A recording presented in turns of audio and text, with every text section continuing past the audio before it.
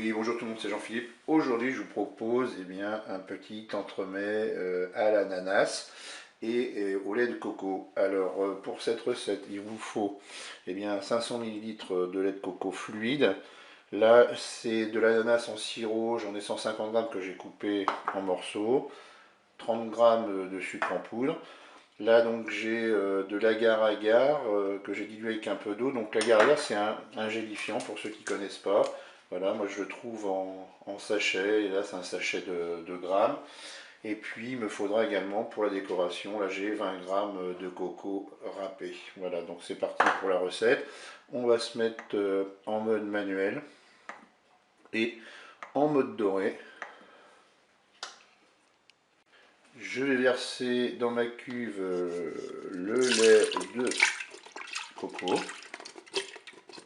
Je vais ajouter le sucre. Et je vais ajouter l'agar-agar. Et puis on va mélanger tout ça.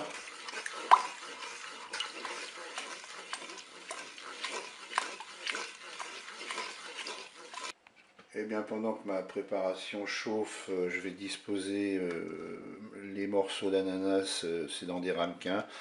Voilà, moi j'utilise des ramequins démoulables. Donc je répartis là sur l'ensemble des morceaux d'ananas dans mes petits ramequins. Alors, vous pouvez prendre un saladier ou autre chose, hein, mais là l'avantage c'est que je pourrais démouler plus facilement.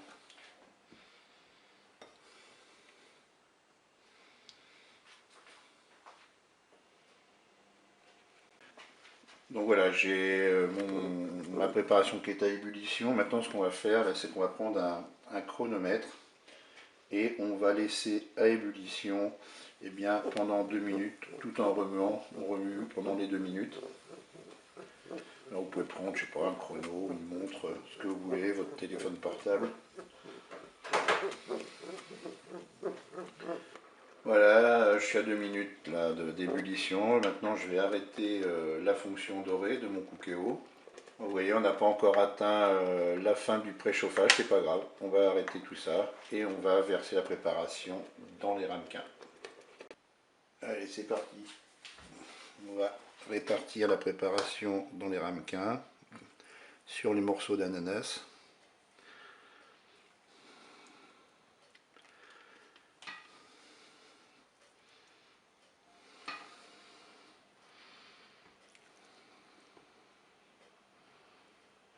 Donc voilà, j'ai 6 ramequins, c'est des ramequins qui font 100 ml.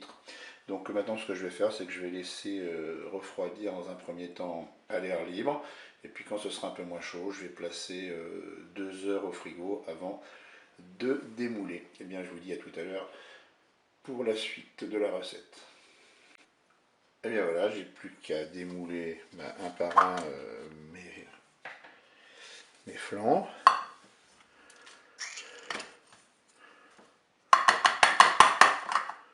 Voilà, je vais saupoudrer avec de la noix de coco. Et il ne me restera plus qu'à déguster. Je vous remercie de votre attention et je vous dis à bientôt pour d'autres recettes.